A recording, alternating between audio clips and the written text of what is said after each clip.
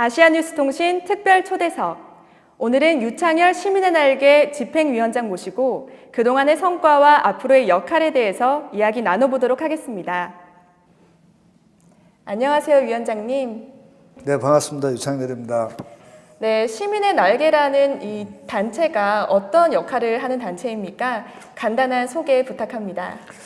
네, 시민의 날개는 잘 아시다시피 2015년 7월 16일 날 발족된 우리 전 문성근 대표를 비롯한 함세웅 신부, 대한민국의 진보 지식인 33인이 모여서 발족한 단체입니다. 우리 시민의 날개는 단기적으로는 정권 교체를 이루기 위해서 만들어졌고요. 중장기적으로는 국민 참여형 선거제도의 개편, 그리고 직접 민주주의 요소를 대의민주주의에다가 심어서 이제 인터넷 아니면 모바일로 모든 정치 활동을 할 수 있는 생활 밀착형 정치 플랫폼 형태로 출발된 단체입니다. 네. 시민의 날개와 시민의 눈은 이번 19대 대통령 선거에서 어떤 역할을 했습니까?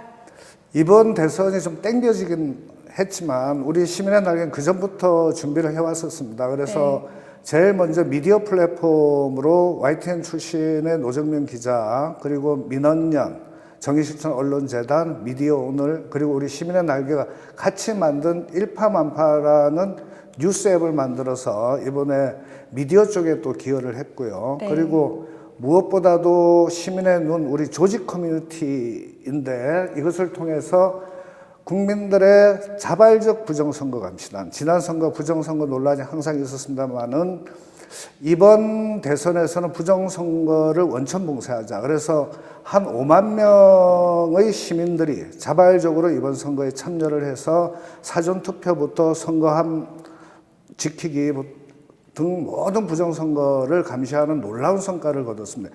약 4만여 개의 스토리가 만들어졌어요. 네. 그리고 아시다시피 이번 또 대선에서는 가짜뉴스가 많이 범람을 했었는데 그 가짜뉴스를 사전에 원천 봉쇄하기 위해서 가짜뉴스 검역소를 우리가 만들어서 가짜뉴스가 유통되는 것을 사전에 차단하고 그것의 진실을 알리는 가짜뉴스 검역소를 우리 시민의 날개에서 운영을 하게 되었고, 그리고 젊은이들의 선거 캠페인, 그리고 투표 캠페인, 그러니까 생애 첫 투표층을 비롯한 20대들이 의 투표 참여율을 높이기 위해서 그 캠페인을 지속적으로 했던 젊은이들의 톱폿 활동을 통해서 이번 대선에 우리 시민의 날개가 활동을 했던 것 같습니다. 네. 문재인 대통령이 취임한 지 어느덧 한 달이 됐습니다. 네, 지금까지 우리 국민들이 보아왔던 통치 스타일과는 좀 다른 스타일 보여주고 있는데 어떻습니까? 시민의 눈으로 봤을 때 잘하고 있습니까?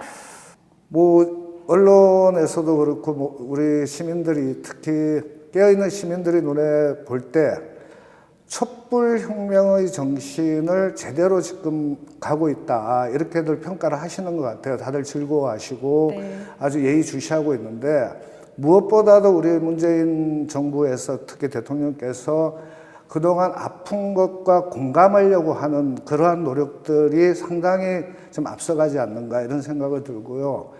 우리 문재인 대통령께서는 그동안 정말로 제대로 준비를 해오셨던 거고 저는 자부를 합니다. 그래서 거기에 계신 분들이나 정부에 참여하시는 분들이 앞으로 5년간 정말 국민들의 눈높이에 맞춰서 제대로 하실 거라고 저는 믿습니다. 네, 참여정부 시절 노무현 전 대통령과 이 정치적 동업자라 불렸던 안희정 충남지사, 그리고 이호철 전 민정수석과는 어떤 인연이 있습니까? 저 개인적인 인연을 얘기를 하시는 거죠. 네. 근데 그 두 분을 말씀드리기는 좀 그렇긴 하지만 안희정 우리 충남지사께서 이번에 또 대선에 출마하시고 7월 15일에 부산에 오십니다. 그래서 강연을 해운대에서 할 것 같은데 그때 좀 자세한 걸 물어보도록 하고요.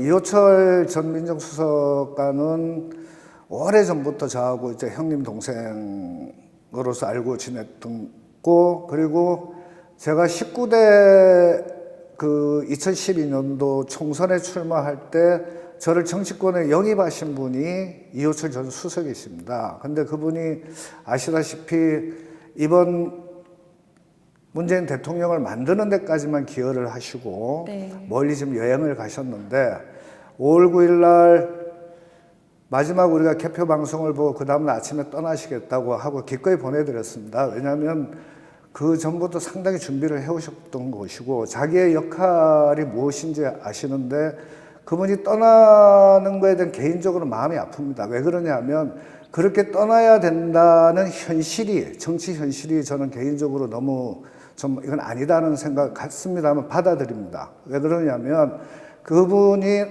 없어도 우리 문재인 정부는 성공할 수 있다는 자신감이 있고요.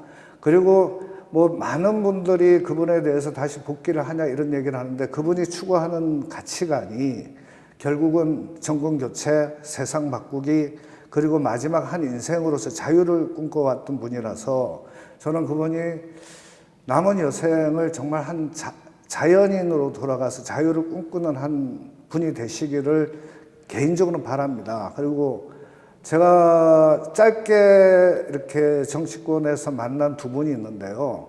그 중에 제가 정말 존경하시는 두 분이 우리 문성근 선배님하고 이호철 전 수석입니다. 특히 우리 이호철 수석님 같은 경우는 정말 노무현 대통령 자서전에서도 얘기했듯이 영혼이 너무 맑으신 분이고 항상 치밀하시고 전략적이시고 그리고 하지만 개인적으로 만나면 너무나 소탈한 형님 같고 네. 그리고 전혀 이렇게 민정수석이라든지 대통령 상황실장을 했던 분처럼 느껴지지 않는 언제나 저하고 막걸리를 한잔 할 수 있는 그런 분이라고 생각합니다.